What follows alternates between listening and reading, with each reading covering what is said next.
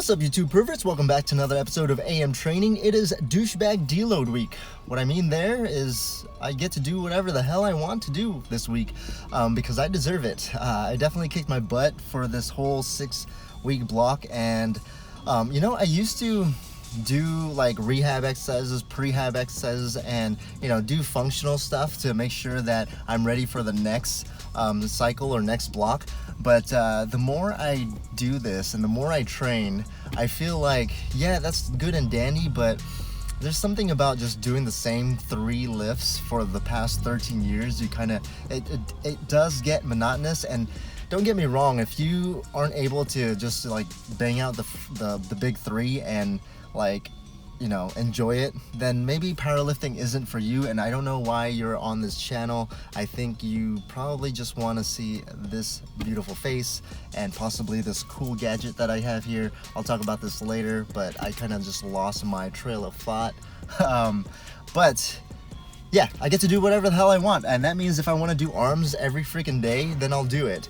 So I'm kind of doing a mixture of kind of rehab plus douching it up, because I'm doing BFR. BFR is blood flow restriction. I have these little bands. Actually, I don't know if I have them with me right now. Oh, actually, I do. Let me show you. So my doctoral thesis basically is blood flow restriction. So for the 3 years that I am in physical therapy school or grad school, I'm working and conducting research on, for my study specifically, it is the benefits or I should know this because I am doing it. It's just, I'm a little on the tired side. I stayed up till 3:30 in the morning and woke up at 5:30 to help out with the kids. So I got a good 2 hours, but that was my fault because I'm trying to get all my homework done. I'm doing homework ahead of time because I want next week to be flawless when it comes to my training, because it's my first week back in training. But I'm feeling it. I'm definitely feeling 2 hours of sleep is not healthy. It's not good. But again, I know that if I weren't to do it last night or this morning, then I'll probably stay up for trying to do homework for the next week, and it's not good. Especially I have midterms next week. I don't really care about midterms. I mean, I care about midterms, but it's not really going to affect me as much as doing homework, because homework is a time where I get to spend time with the family or spend time with my other family, my clients, where I'm trying to program their stuff. Anyways, BFR. I'm always going off in tangents. That's why these videos are like 12-15 minutes long, and hopefully you stay for all of it. So my research is basically the benefits and the EMG activity of the proximal muscles and the rotator cuff when put on the BFR. Now, this is just a Amazon BFR stuff where you can just order this, and it's just standard kind of just elastic bands. Yeah, it's pretty stiff, and what's cool about this is that there's numbers so you can kind of gauge on how much you do. Now, this is not what we do in the research facility, because what we do is we actually have like state-of-the-art blood pressure cuffs where you can actually use them for like occlusion, for like surgery and stuff like that. And so it's medical grade. So that's cool. And what's cool about that is that when you do the BFR or exercising with the actual legit equipment, the blood pressure, it actually has a sensor where it can tell that if you're contracting, it'll kind of ease off and still continue to have that 50% occlusion pressure. But do you really want to hear about that? If you do want to hear about that, I'll go ahead and make a separate video on that. But let's talk about the douchiness of this week. So it started off pretty damn good with Ninja Warrior stuff. It was my daughter's kind of birthday party, so we went to a trampoline park. Now, if you've been following me, you know that a trampoline park is how I got my shoulder injured, or at least my nerve. I stretched the crap out of it going from a jump. Basically, my arms went down, the rest of me went up, and I separated a lot of stuff here where I feel like it caused some radial nerve deficits, where my tricep isn't as juicy as I want it to be. So that's a medical term, juicy. So what my professor told me to do is, because he evaluated me, couldn't really figure it out, or didn't have anything really to tell me to do except to maybe rest, which he knew I didn't like that answer. So I'm gonna try BFR, and I've been doing it, and I feel like it's doing pretty well, because now I feel like I can really contract it. That might be now the mechanism for BFR. It's been argued, like, what really is happening. I liked, at least from the literature that I read, I think it really happens to be like you're fatiguing the distal muscles, and so therefore if you're looking at the the proximal muscles, then it's going to have like this overflow where they have to kind of compensate for your lack of distal muscles activating. Another reason why BFR might help out for kind of muscle activation is just because it pre-fatigues you without having to have that high load. So is it really beneficial for us powerlifters? Probably not, because our sport is literally on intensity, and this is basically preventing you from having intensity. So if anything, it's a good way to kind of scale back the stimulus, or scale back the load, but still have that stimulus. So again, the studies that I've read doesn't really, when it comes to hypertrophy or strength, does it really correlate to having better results? Probably not. But is it a way to get a sick pump, bro?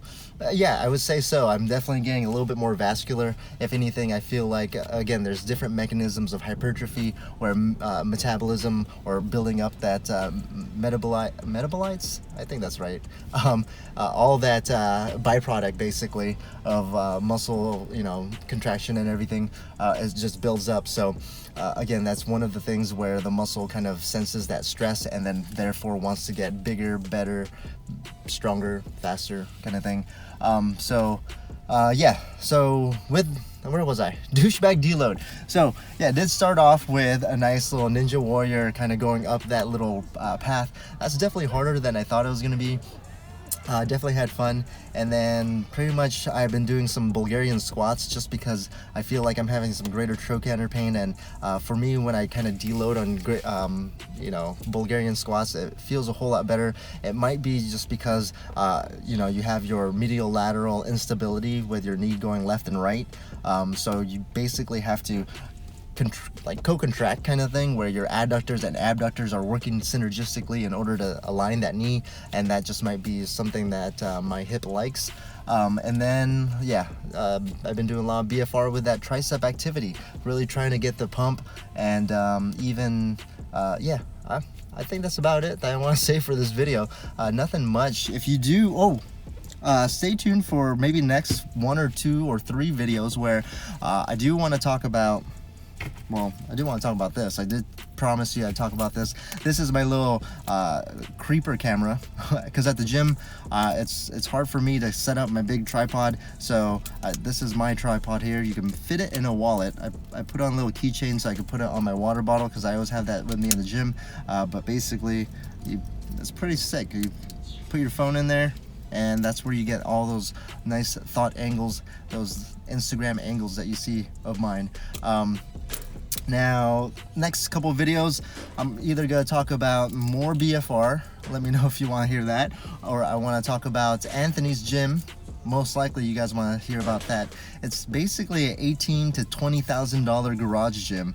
I probably will start off with that if I have time, because I am training him. He is my client, so I do have access to some pretty legit equipment. If your client has legit equipment, you're kind of lucky. So yeah, I'll be training him on Wednesdays on deadlift days, so I program him to have the same deadlift days as me, so then we can kind of just have a nice little deadlift party kind of thing going on.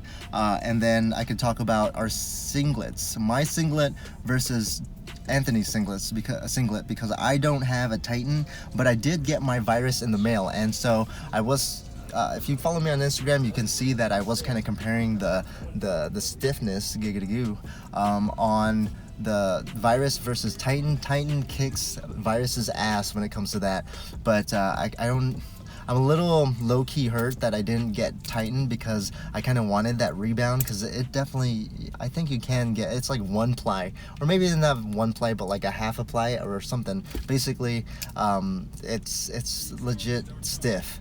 And so with the virus, it's definitely easy to stretch out, but it looks pretty nice. I think that's pretty much why I got it. I'm a little on the bougie side, but yeah, a little on the expensive side. But you know, I figure if I spend money on this, then I'm gonna probably compete a little bit more often, just because it's what is it?